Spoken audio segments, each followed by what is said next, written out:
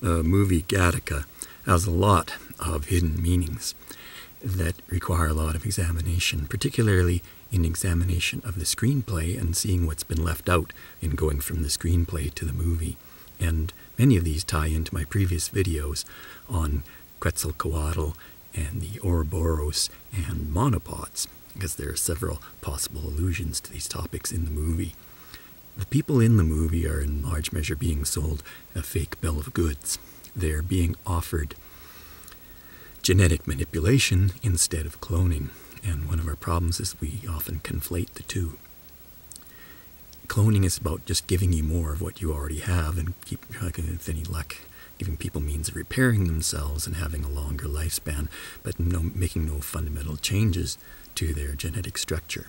Whereas genetic manipulation, of course, is about changing and mixing and matching and choosing and all sorts of other things that are featured in the movie.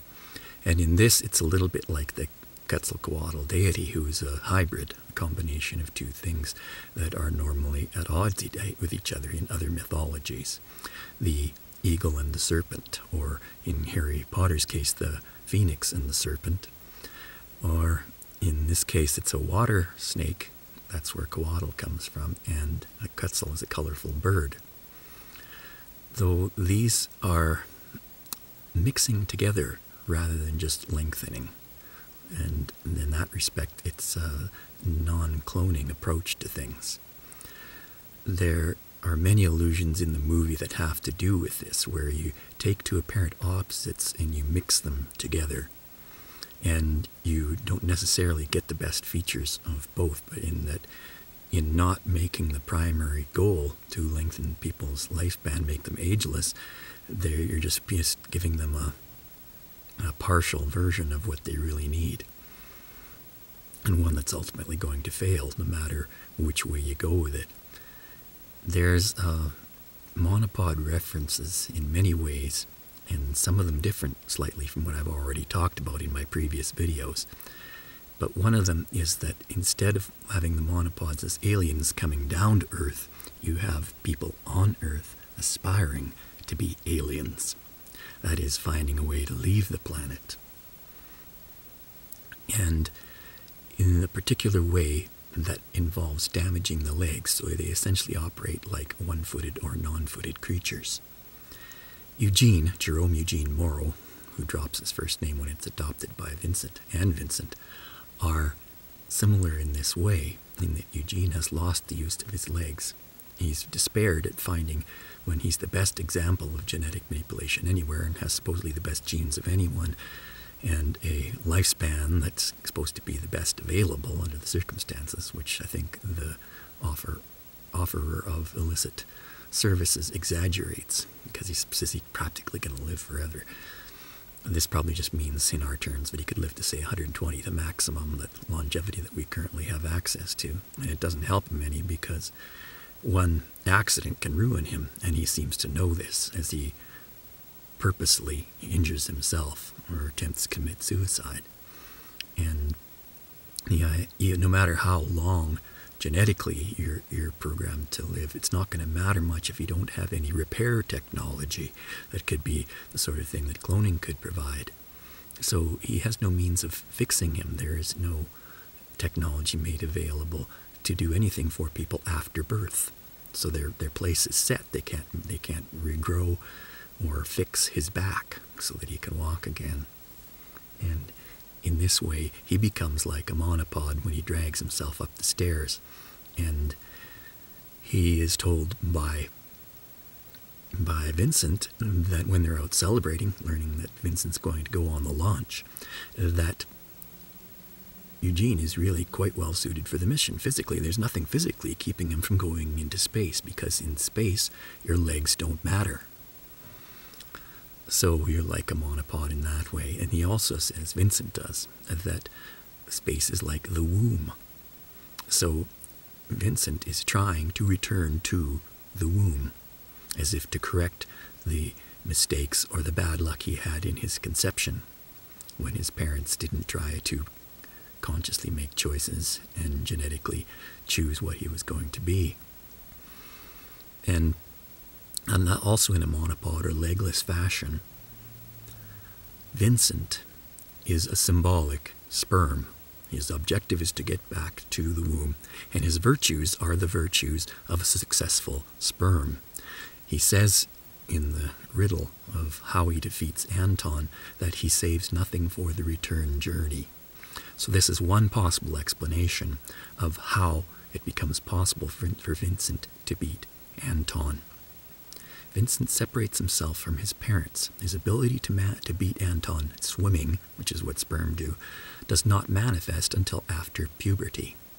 So his super abilities to act like a sperm come with maturity and separation from his family. In between the two scenes where the younger Vincent loses to Anton in their chicken swimming game, and the older, in one where the older Vincent wins, there is a transition period, relatively short, in which the family is sitting eating dinner, and Anton is shown eating and taking part in the family, while the mother and father try to convince Vincent not to try to be an astronaut. And at this point, Vincent sets his food aside and continues reading in his How to Be an Astronaut book, while his parents, ironically, make him turn out much the same way they did, because they try to talk him out of taking a 1 in 100 chance. And his father unwittingly tells him the truth while trying to dissuade him from being an astronaut by saying the only time that he explicitly mentions God, that for God's sake, please listen to me. The only way you'll get to see the inside of a spaceship is if you're cleaning it.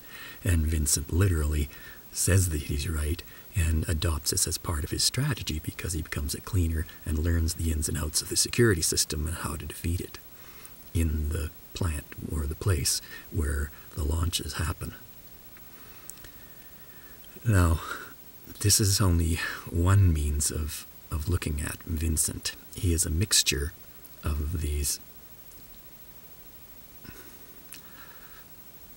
religion, I guess modern form of pagan religion built upon the idea of continuous improvement based on genetic manipulation, that you can tinker and make yourself better, which is alluded to in the opening quotes of the movie. And in exemplifying this, he's at odds with the other half of his influences, which are Christian. And his parents conceived him as what they call a God child, or a faith birth, and supposedly just put their faith in God that he would turn out okay. So there are several ways that Vincent is symbolized, although it doesn't make sense with the rest of them, it's inconsistent, with Jesus. He has a life expectancy in the movie of 30.2 years and in the screenplay of 33, which is the age at which Jesus died. So we see him coming to his maturity at about the time Jesus went out and started on his ministry. He has a short life expectancy, like Jesus. He gets crucified when, in order to become like Jerome Eugene Morrow, the man whose genetic identity he assumes, he's too short, and he has to have his legs broken and have extensions put into them. And when Vincent's legs are broken, and he's about to not be Vincent, apparently die to the outside world as Vincent and come back to life as Jerome Eugene, he lies in the crucifixion position, but it's not very noticeable because his arms are outstretched and his legs are broken with the casts around them, or the things that will set them and allow them to grow straight eventually. And he's lying on his back on the floor with the arms out like in a T, in a cross position. But he also refuses the apple at one point. He's mapping out the distances between the planets in the solar system, and Anton is kind of mocking him and saying, I could be an astronaut. And in the screenplay, Anton steps on a bead which represents Venus, showing that he doesn't really care about the symbolism of this map of the solar system, while Vincent is constantly mapping out the solar system in his head, preparing to be a navigator. But in the movie, Anton picks up an apple and says, I could be an astronaut, and goes to bite into the apple, as if his idea of being an astronaut would be seeking out forbidden knowledge. And Vincent stops him, takes the apple away from him, and says, that's Pluto. So this prepares for the eating scene with the family, which follows immediately afterwards, and shows that this acceptance of place in society and of eating and being at the table with other people might be what prepares or fails to prepare Anton psychologically for his next matchup when he goes swimming with Vincent. Because Vincent has separated himself from the norms of society. The other thing that doesn't make sense with Vincent being a version of Jesus is that he does follow the rest of the societal prescriptions against singing. In the movie, it appears that the repressiveness, the totalitarian nature of the Gattaca society is expressed through the fact that nobody sings. And in the screenplay, Marie is very interested in singing. She really wonders, she says, oh, the choir. We could make Anton a good member of the choir. When they are talking to the geneticist, and he's saying that they have a small chance of possibly being able to impart a degree of musical or mathematical talent to the baby. Now, they can't afford this in the screenplay. Anton and Marie can't, the parents can't afford it. And so they elect not to try to make this genetic improvement on Anton that would make him a better singer. But it seems to me that in some extent, singing is a stand-in, or swimming is a stand-in for singing in the plot. And the difficulties people can have, and how they lose their skill at both by being psychologically changed by society. Children, as babies, don't have fear of water, and they can be taught to swim quite easily when they're very young. Likewise, they can sing high notes without coaching. And as time goes on, and people take on the more repressive influences of society, they can lose their ability to reach high notes in singing, and by that means, their means of training to have endurance in singing. I've at least found that when I thought I had little or no time left to sing, because my voice would go into decline because of my age, I took more risks. And I may have broken free of the psychological constraints other people have on being afraid that they'll hurt themselves if they practice at a certain intensity. So then I became able to hit notes and at least squeak for longer periods of time without being as tired, which is requiring quite a lot of exertion for multiple attempts, which I've shown in my practice videos. Now, if that worked like singing did, then that might explain why Anton is not as skilled and loses out to someone who ought to be stronger, because he accepts the prevailing beliefs of society of how swimming, as a symbolic version of singing, ought to work. He takes the predominant view of a totalitarian society and takes his place within it as one of its rule enforcers. So he is not prepared in the right way, and this is shown in how he trains for singing. He swims in an artificial current pool. It's very small and very shallow, so he's not taking any real risk. If you were building up your ability to play a game of chicken, simply mechanically working at swimming is not going to necessarily help you in that regard. If you want to get practice at risking your life and taking a life and death chance, you have to actually take a life and death chance. And this is what Vincent does. First when he breaks off from his family, and then when he begins to impersonate Jerome to try to get his spot on the trip to Titan. It's also, as an astronaut, there's a high probability that it might be a one-way trip. It's a risky business going out into space, and for that reason, perhaps, he might be regarded as a more suitable candidate, because he approaches it as a one-way trip with the swimming and with going back to the stars. Jerome is ironic also in that, like the other characters, the other main characters, he has the name of a saint, and quite a prominent saint, yet he doesn't act like one. He's not, in many ways, quite different from the historical Jerome, Saint Jerome, although Saint Jerome has much in common with Vincent in his terms of his areas of interest. Jerome says he'll have his books, and he'll still live in his head, and he lives like an archaeologist. He forges archaeological remains for a living, in that he artificially recreates what he would leave behind him if he were walking around in the world where Vincent has assumed his identity. St. Jerome was the patron saint of archaeologists, librarians, students, and so on, and he was known for his translations of the Bible into Latin. But he's also a mockery, a parody of Christianity, in that the fish was the early symbol of the believers of Christianity, and Jerome used to be a champion swimmer. He once swam like a fish, but after his despair, his suicide, and loss of his legs, now he only drinks like a fish.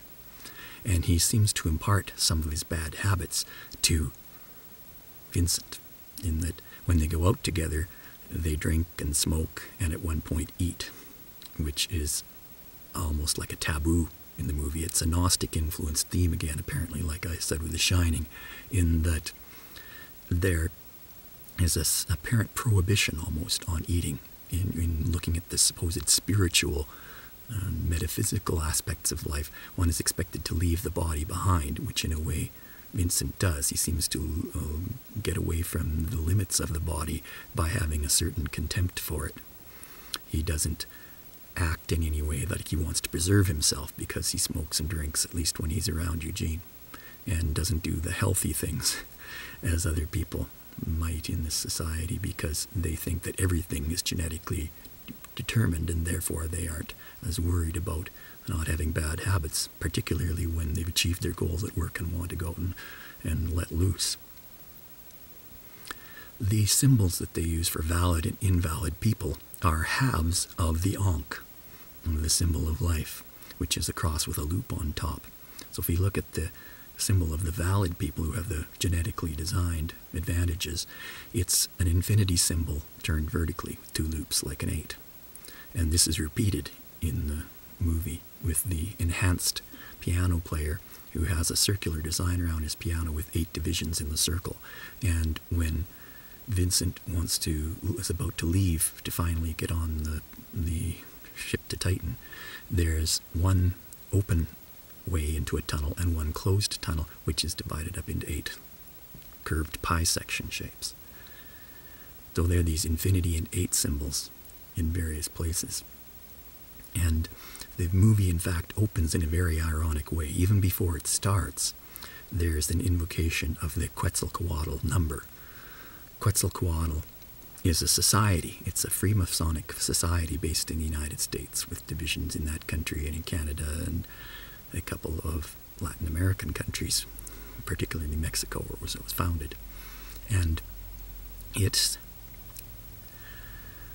associated with the first letter of Quetzalcoatl, and they're called that for short. So if you talk about the order of Quetzalcoatl, they're called that letter, which has become more well known lately. And they are people who are concerned with that number, therefore, number 17. And it appears even before the movie starts, because there's a standard warning, an FBI warning at the front, at least of my copy, that says that any unauthorized copying, distribution of this DVD or video movie can be met with severe federal penalties of time in prison or fines. I haven't seen anybody prosecuted by the FBI for similar copyright violations on YouTube. It would be interesting to see them try, because I'm sure there are some prominent people who could have to do several thousand years of prison time if they were ever brought to account. But that mention of the number 17, which of course can't be mentioned in the screenplay because there's no copyright warning before the screenplay, is followed up by the first spoken words of the movie in the background intercom. And this is not mentioned on the screenplay either. As Vincent is coming up the escalator, apparently at the beginning of a work day, a sunny work day, the announcement over the intercom says, "Welcome to Gattaca." Gattaca time is 17, and that's all you hear. You don't hear 1705, 1734, 1700 hours, just 17, which is strange because it's apparently in the morning and not 5 o'clock at night, and the work day is just beginning. And there are other hints like this, in that there was once an oculist society of the Freemasons. I think it actually still exists. A division of them who had the eyeglasses as their symbol, as a symbol of knowledge. And the ocular sample is the key in the movie to finally solving the murder. Unnoticed, a visually unnoticed sample that's been sitting there the whole time is finally found by one of the Hoovers, one of the 1940s dressed retro-style detectives.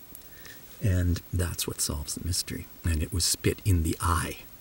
It's spit retrieved from the murder victim's eye. And of course, glasses and lack of them and the need for people to be visually improved are a big theme through the movie. And this is another possible hint then at the role of secret societies and criminal societies, because Vincent has to employ criminal methods to get where he wants, and yet he seems to have the help of a lot of people, and a lot of people who relate to him in a particular way. Vincent is an expression of the generative principle, that there's something important or even magical about the things which have to do with the beginning of life. And obviously, overtly, this is people's genetics. You have to have the good genetics or you're an outcast in society. But Vincent is not entirely a violation of that principle. He is favored and rises through the ranks for another gen-related reason, and that is genital. He may be genetically disadvantaged, but he's genitally advantaged. Lamar, the man who has to give him the tests to certify that he's genetically okay, is constantly telling him that his main feature that he uses to give the urine sample is beautiful and exceptional. Irene, one who eventually becomes his girlfriend, presumably sees it, and Anton, his rival, his brother, who also allows him and could stop him because he's the investigator, to proceed with his mission, presumably sees it as well, because in the final confrontation, the final swimming confrontation in the movie between Anton and Vincent, Vincent swims naked. Unlike the previous times when they left their underwear on when they went swimming, Vincent is now wearing no clothing whatsoever. And so there's a covert version of genetics or generative principle that is being used to give Vincent the advantage. He is secretly favored in a judgment system that's not made public to anyone else, because the beauty of a certain part of your body is not mentioned on your genetic profile. And yet the insiders know, and they're letting him get away with the deception because of his one outstanding feature, which is related to having to reproduce, to being able to reproduce. Now, partially connected to this is the identity of Irene. Irene's a very interesting name. Like the others, it's the name of several early Christian saints, and it means peace. But there's also a very old and well-known and popular American traditional song called Goodnight, Irene. And that is a code. The man who wrote it became famous as a songwriter, even though he wasn't one for most of his life. He was a professional and compulsive gambler, and he wrote the song in prison after having misfortunes in his life, a little bit like those of the path of life of Vincent.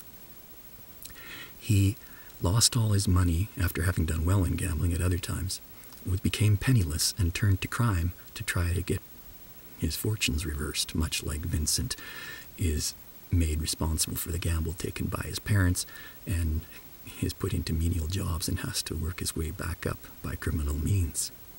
And the secret meaning of the song came about because people who were put in jail for gambling were forbidden to mention it.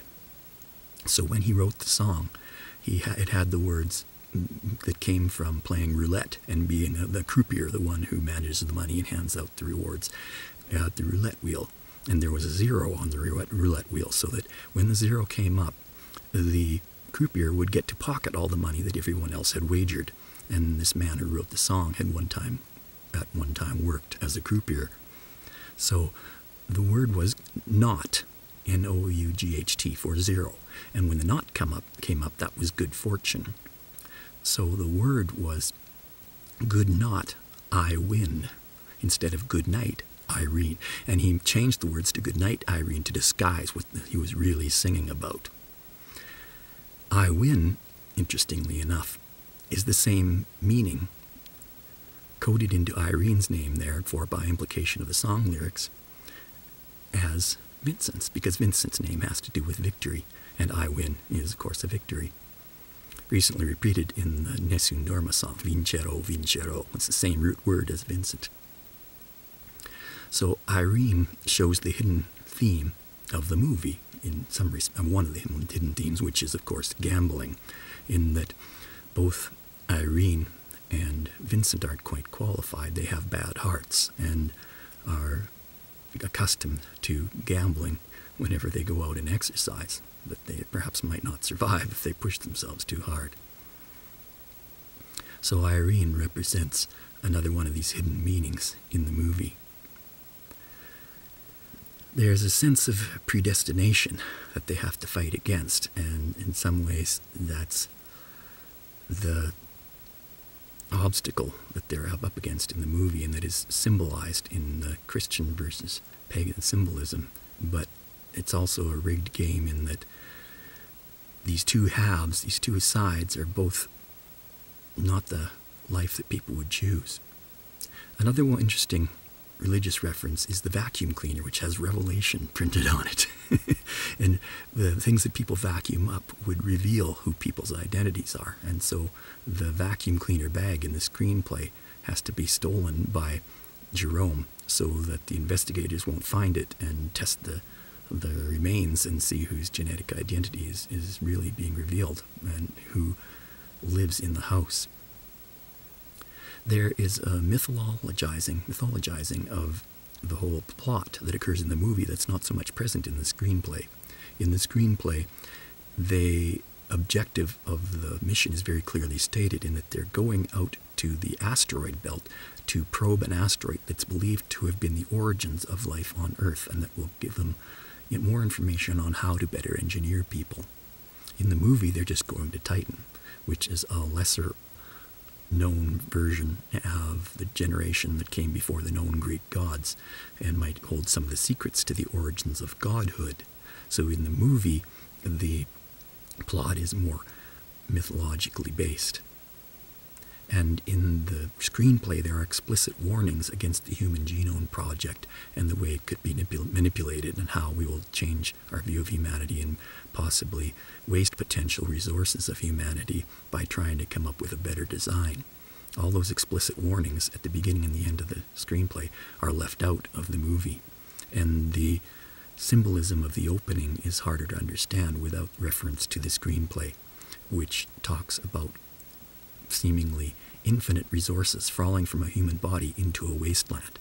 So the fingernails are made to look like elephant ivory tusks, and the whiskers are made to look like trees or wood, as are the hairs, and the flakes of skin are meant to be seen as slates, long, narrow, flat pieces of building stone, and all these things are presumably of vast value, and yet they're being discarded from a body. So it was kind of a forerunner, symbolically, perhaps, of the way that the things we casually toss off, the pieces of ourselves that we can't help leaving behind as we go through